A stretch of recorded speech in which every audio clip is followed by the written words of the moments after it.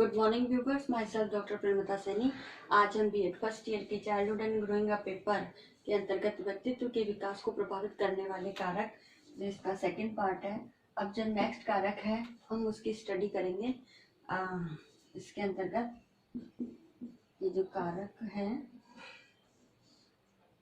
अब इसमें जो नेक्स्ट पॉइंट है, इसके पूर्व में भी हमने लगभग 6 कारकों की स्टडी की है, तो वो कारक आप पहले वाले वीडियो में देखिएगा। उसके बाद नेक्स्ट है, इसमें है भौतिक वातावरण का प्रभाव। भौतिक वातावरण का प्रभाव। तो भौतिक वातावरण यानी जिसमें हमारा जो भौतिक वातावरण है, इस भौतिक वातावरण के अंतर्गत विभिन्न देशों, विभिन्न प्रदेशों में जो भौतिक वातावरण होता है वो अलग अलग होता है। कहीं मरुस्थलीय है, कहीं शीत है, कहीं उष्ण गर्मी वाला है, या यूँ कह सकते हैं कि अगर भौतिक वातावरण के अंतर्गत हम हमारे प्राकृतिक वातावरण को इंक्लूड करते हैं, जैसे मरुस्थलीय क्षेत्र में रहने वाले व्यक्तियों का व्यक्तित्व की विशेषताएं अलग होगी, हिम आच्छादित क्षेत्रों के अंतर्गत रहने वाले जो व्यक्ति है उनकी व्यक्तित्व की विशेषताएं अलग होगी। इसी प्रकार से अगर जो हमारे टुंड्रा प्रदेश है, एस्किमो लोग हैं, उनकी जो शारीरिक संरचना है, बनावट है, कद है, भार है, उनकी जीवन शैली है, उनका स्वास्थ्य है, वो सभी प्रभावित होता है वहाँ के भौतिक वातावरण से या प्राकृतिक वातावरण से। तो ये सभी फैक्टर्स मिलकर के व्यक्ति के व्यक्तित्व को के विकास को प्रभावित करते हैं। तो जैसा जहाँ का भौतिक या प्राकृतिक वातावरण होगा, वैसे ही उसकी शारीरिक संरचना, स्वास्थ्य, विशेषताएं, संस्कृति, वहाँ की जो सामाजिक व्यवस्था है, उसका प्रभाव उसके व्यक्तित्व पर पड़ेगा। तो ये कारक भी व्यक्तित्व को प्रभावित करते हैं। नेक्स्ट आता है इसमें सामाजिक वातावरण का प्रभाव। सामाजिक वातावरण का प्रभाव। अब चूंकि मनुष्य एक सामाजिक प्राणी है, वह समाज में रहता है, तो जब समाज में रह करके अपना जीवन यापन करता है, तो उसका जो सामाजिक वातावरण है, उसका आस पड़ोस, उसका हम ये कह सकते हैं कि जिस समाज में रह करके वो अपना जीवन जीता है, बोलना सीखता है, अपने समस्त कार्यों को संपादित करता है, और अपने भाषा, रहन सहन, उसके खान पान, रीति रिवाज, इन सबको, अपनी भाषा को, उस समाज से जुड़ी हुई समस्त व्यवस्थाएं हैं, चाहे वो आर्थिक है, चाहे धार्मिक है, या समाज से संबंधित है, या राजनीतिक है, इन सभी व्यवस्थाओं के अंतर्गत ये सभी व्यवस्थाएं मिल करके उसकी भाषा, रहन सहन, बोली, उसका खान पान, पहनावा, हालांकि ये संस्कृति के तत्व हैं, इसका जो नेक्स्ट पॉइंट आएगा तब भी हम इसकी स्टडी करेंगे। तो हमारी जो भाषा, रहन सहन, दूसरों के साथ व्यवहार है, हमारे जो मॉडल है, सामाजिक वातावरण को निर्मित करते हैं, हमारी मान्यताएं हैं, विश्वास है, हमारे नियम कायदे हैं जो सामाजिक वातावरण को निर्मित करती है, तो इनका भी प्रभाव व्यक्तित्व के विकास को प्रभावित करता है। अगर इसमें गैरेट महोदय ने कहा है कि जन्म के समय से ही बालक का व्यक्तित्व उसके समाज जिसमें वह रहता है उससे निर्मित भी होता है और परिवर्तित भी होता है। तो गैरेट महोदय ने कहा कि जन्म के समय से ही बालक जिस समाज में रहता है, जिसमें वह जन्म लेता है, उसी से ही उसके व्यक्तित्व का निर्माण भी होता है और उसका परिवर्तन भी उसके अंतर्गत ही होता है। नेक्स्ट आता है सांस्कृतिक वातावरण का प्रभाव। सांस्कृतिक वातावरण का प्रभाव। तो हमारे समाज की जो संस्कृति है, अब संस्कृति में हमारा खान पान आता है, रहन सहन आता है, हमारी बोली, हमारे जो विश्वास है, हमारे मान्यताएं हैं, रीति रिवाज है, हमारी लोक रीतियाँ, हमारे कर्म कांड है जो हम करते हैं, हमारी कार्यशैली है, हमारी जीवन शैली है, ये सभी मिलकर के हमारे सांस्कृतिक वातावरण को निर्मित करती है। तो जैसे जैसे व्यक्ति जब बालक जब जन्म लेता है तो वह उसके सामाजिक वातावरण के साथ साथ उसके सांस्कृतिक वातावरण से भी परिचित होता है, और सांस्कृतिक वातावरण से उस व्यक्ति के व्यक्तित्व का उसी अनुरूप विकास होता है जैसा उसे सांस्कृतिक वातावरण मिलता है। तो इस प्रकार संस्कृति की अमिट छाप व्यक्ति के जीवन पर हमें दिखाई देती है, और इसी कारण व्यक्ति के व्यक्तित्व के विकास पर भी सांस्कृतिक जो कारक हैं वो उसके विकास को प्रभावित करते हैं। तो जिन संस्कृति की अगर हम बात करें, जिस भी संस्कृति में बालक रहता है, जैसे हम भारतीय संस्कृति की बात करें तो भारतीय संस्कृति के अनुरूप ही उस व्यक्ति की जीवन शैली, उसकी दिनचर्या होगी जो उसके व्यक्तित्व के विकास को प्रभावित करेगी। नेक्स्ट है परिवार का प्रभाव। परिवार का प्रभाव, तो परिवार एक बालक की प्राथमिक पाठशाला भी कही जाती है, जहाँ रह करके वह एक तरह से अपने शिक्षा प्राप्त करता है। तो परिवार के अंदर रह करके ही बालक परिवार के सभी सदस्यों के प्रति प्रेम, सहानुभूति, उनके समस्त कार्य में सहयोग करना, त्याग, जो पारिवारिक मूल्य है, पारिवारिक गुण है, वो सीखता है। तो उसी अनुरूप उसके जो परिवार है उसके गुण, उसके विशेषताओं की छाप बालक के व्यक्तित्व पर भी पड़ती है। और छोटी छोटी बातों में बालकों को शिक्षा प्रदान की जाती है, गलत बातों पर उसको डांटा भी जाता है, उसको फटकारा भी जाता है, उसको आवश्यक रूप से दंड भी दिया जाता है, और अच्छी बातों पर उसकी प्रशंसा भी की जाती है, उसका सम्मान भी किया जाता है, उसको गौरवान्वित भी किया जाता है।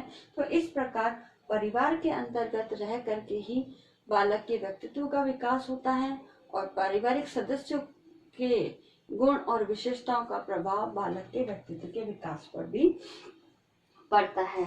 तो परिवार की जैसी आर्थिक स्थिति होगी, सामाजिक स्थिति होगी, उसी अनुरूप बालक के व्यक्तित्व का विकास होगा। तो इसका भी प्रभाव उसके ऊपर, बालक के ऊपर पड़ता है। नेक्स्ट है विद्यालय का प्रभाव। विद्यालय का प्रभाव, तो विद्यालय का प्रभाव भी बालक के व्यक्तित्व के विकास को प्रभावित करने में एक इम्पॉर्टेंट रोल प्ले करता है। विद्यालय को जॉन डेवी ने एक लघु समाज की उपमा दी है। तो विद्यालय जिस स्तर का, जिस क्वालिटी का होगा, उसी अनुरूप बालक का के व्यक्तित्व का विकास भी होगा। यूँ कहें कि बालक जब विद्यालय में जाता है शिक्षा ग्रहण करने के लिए, तो प्रत्यक्ष और अप्रत्यक्ष रूप से विद्यालय की विशेषताओं से प्रभावित होता है। वहाँ किस किस प्रकार की वहाँ पढ़ाई होती है, किस प्रकार का करिकुलम चलता है, कैसे उसकी अनुशासन है, व्यवस्थाएं हैं, पाठ्य सहगामी क्रियाओं का आयोजन किस प्रकार से वहाँ किया जाता है, कौन कौन सी प्रतियोगिताएं होती है, किस प्रकार से स्टूडेंट और टीचर की रिलेशनशिप है, वहाँ किस प्रकार के संसाधन उपलब्ध है जो बालकों के व्यक्तित्व के विकास को विकसित करते हैं, उसको और अधिक इम्प्रूव करने में, संवर्धन करने में हेल्प करते हैं। तो ये सभी जो फैक्टर है, और साथ ही जो भी विभिन्न प्रकार के कार्यक्रम पाठ्यक्रम संबंधी या पाठ्य सहगामी क्रियाओं से संबंधित आयोजित किए जाते हैं विद्यालय से, उससे बालकों में जो भी गुण मूल्य विकसित होते हैं, चाहे वो प्रेम हो, सहयोग हो, अनुशासन हो, सहानुभूति हो, पारस्परिक कार्य करना हो, करने की भावना का विकास हो, तो ये सारे गुण और मूल्य, नैतिकता, अनुशासन, ये सब बालकों को विद्यालय में ही सीखने के अवसर प्राप्त होते हैं। तो जैसा विद्यालय का स्वरूप होगा, जैसा स्तर होगा, उसी अनुरूप बालक के व्यक्तित्व का भी विकास होगा। तो इसमें क्रो एंड क्रो महोदय ने कहा है कि बालक के व्यक्तित्व को विकसित करने में विद्यालय के अनुभवों का प्रमाण उससे अधिक कहीं ज्यादा पड़ता है जितना कि शिक्षक के विचारों का। यानी क्रो एंड क्रो महोदय ने यह बताने का प्रयास किया है कि विद्यालय के का प्रभाव शिक्षकों से भी ज्यादा बालकों पर पड़ता है, और इस प्रकार विद्यालय भी बालकों के व्यक्तित्व के विकास को प्रभावित करता है। अब जो लास्ट पॉइंट है, अन्य कारक। तो अन्य कारक की जब हम बात करते हैं कि अन्य कारक वो कौन से हैं जो व्यक्ति के व्यक्तित्व के विकास को या बालक के व्यक्तित्व के विकास को प्रभावित करते हैं। तो इसमें मैं ये पॉइंट्स मिटा देती हूँ।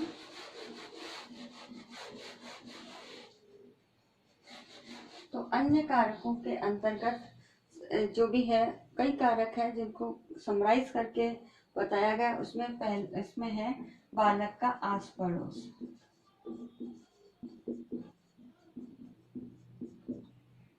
बालक का आस पड़ोस और परिवार में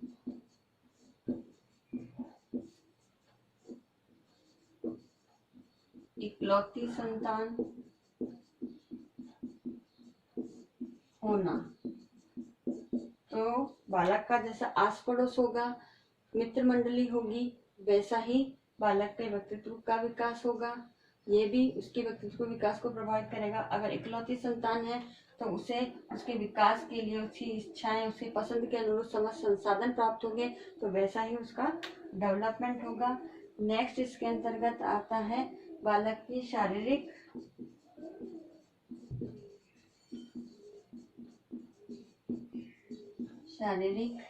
एवं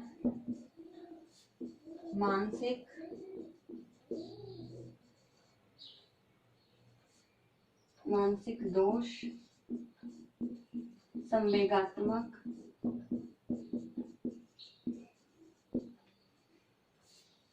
असंतुलन,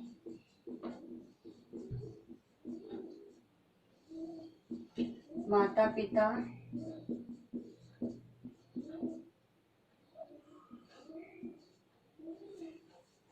पिता या यूं कह सकते हैं माता या पिता की मृत्यु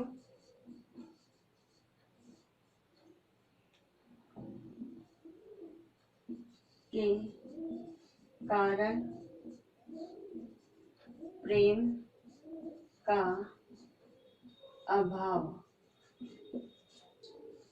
तो ये जो भी फैक्टर है जिसमें बालक के अंदर शारीरिक या मानसिक कोई दोष विद्यमान हो, तो वैसे ही उसकी पर्सनैलिटी होती है। जैसे विशेष आवश्यकता वाले बालक हमें देखने को मिलते हैं, तो वैसा ही उनका पर्सनैलिटी हमें दिखाई देती है।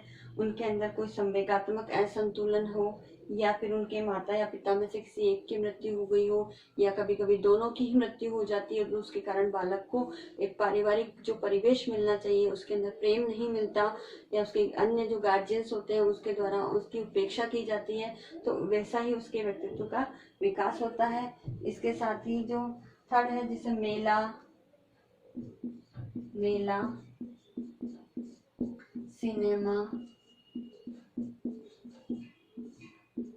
सिनेमा, धार्मिक स्थान,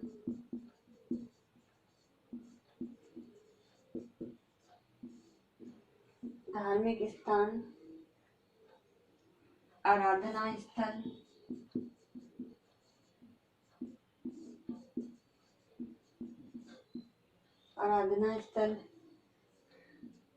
आदि, चाहे वो उसकी पारिवारिक स्थिति हो, सामाजिक स्थिति हो, या कुछ विशिष्ट परिस्थितियां बालकों को अपने जीवन के दौरान प्राप्त होती है, तो इन सभी से ही बालक का व्यक्तित्व का विकास प्रभावित होता है। तो ये सभी फैक्टर हमने बालकों के व्यक्तित्व के विकास पर प्रभाव डालने वाले हैं।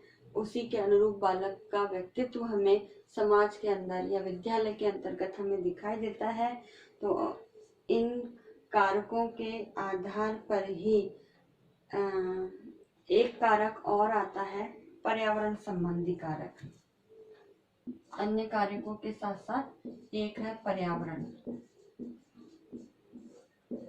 संबंधी कारक, भी इम्पोर्टेंट रोल प्ले करता है, क्योंकि जिस पर्यावरण में बालक रहता है वहाँ पर्यावरणीय स्वच्छता, संतुलन और कितना है वह भी बालक के शारीरिक और मानसिक स्वास्थ्य को प्रभावित करता है, और उसी के अनुरूप उसकी पर्सनैलिटी हमें समाज में दिखाई देती है। तो ये सभी फैक्टर बालक के व्यक्तित्व के विकास को प्रभावित करते हैं।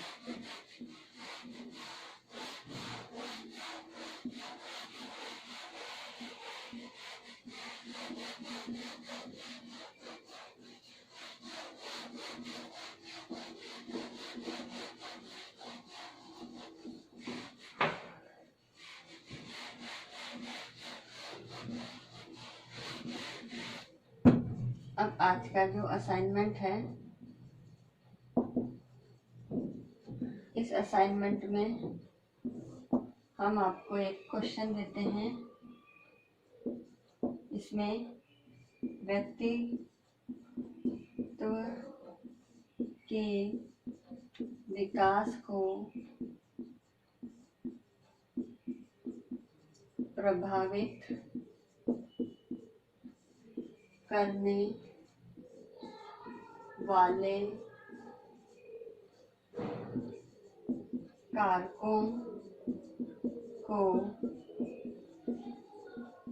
स्पष्ट कीजिए। तो इस क्वेश्चन का आपको आंसर लिखना है। साथ ही इस कोरोना महामारी के दौर में आप अपने घर में रहिए, सुरक्षित रहिए, आवश्यक हो तो ही घर से बाहर निकलिए। आई होप ये वीडियो आपके लिए यूजफुल होगा। So thank you. और राज्य सरकार के द्वारा जो भी गाइडलाइन आपको समय समय पर जारी की जा रही है इस कोरोना वायरस के बचाव और नियंत्रण हेतु, उसका अनिवार्य रूप से पालन करना आवश्यक है। Thank you.